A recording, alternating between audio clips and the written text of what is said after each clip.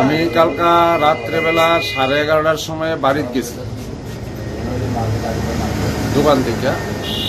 বাড়িতে যাওয়ার পরে সকালে আমার দোকানের স্টাফ আইয়া দরজা খুলছে, খুললিয়া দেখে দোকানের পরিস্থিতি সমস্ত কিছু ফ্রিজ দিয়ে আরম্ভ করিয়া যাবতীয় মাল টাল যা আছে সবকিছু লুটতরাজ করে হয়ে গেছে। গ্লাস গ্লাস যা আছে সবকিছু ভাঙচুর করছে, ইচ্ছা মতনে ভাঙচুর করিয়া যা আছে সবকিছু কইরা পরে গেছে গা। দোকানের স্টাফ তোকারে খুললিয়া এই পরিস্থিতি দেখছে। আমি বাড়ির থেকে আসি, আসছে আমি সরজমিনে এটি দেখলাম। বাস স্ট্যান্ডের সঙ্গে ঢাকায় আনছি, থানা জানাইছি।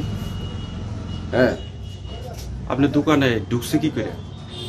আমার দোকানে ঢুকছে পেছন দিয়া বেড়া ভাঙছে, তারপরে মিডলে দরজা আছে, গিল আছে, এগুলা শাবল দিয়া চুকাট সহ ভাঙ্গে এরপরে ভিতরে ঢুকছে। মানে কারাই কাম করতে পারে বা আপনার কোনো?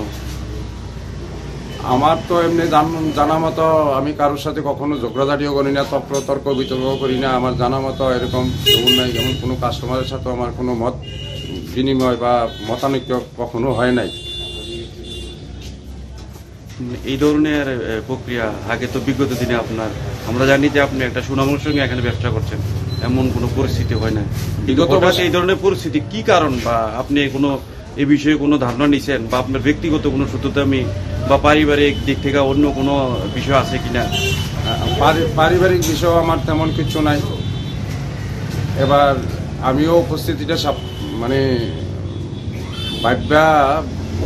বাহির করতাম পারতাছি না, কারণ আমার কারোর সাথে মানে আমার এই জীবনও এমন ঝগড়াঝাটি কারোর লোকে এমন তর্ক বিতর্ক শত্রুতা এরকম আমার জানা সত্ত্বে কেউ নাই। তারপরেও এই কাজটা কিভাবে হইল আমি তো পরে পাইবা চিন্তা দেখতাম পারি।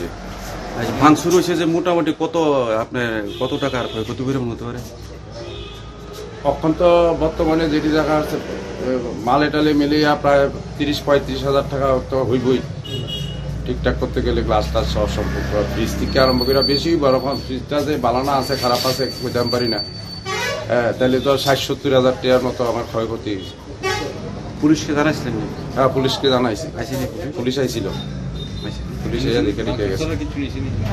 আর এমনি কোনো নিছিনি ভাঙচুর ছাড়া? বা ভাঙচুর ছাড়া আমার এখানে তেল মশলা আসলো, এগুলো নাই। হ্যাঁ, দোকানের মাল টাল এগুলো আসলো, তেল মশলা পাতি যা থাকে এগুলো নাই।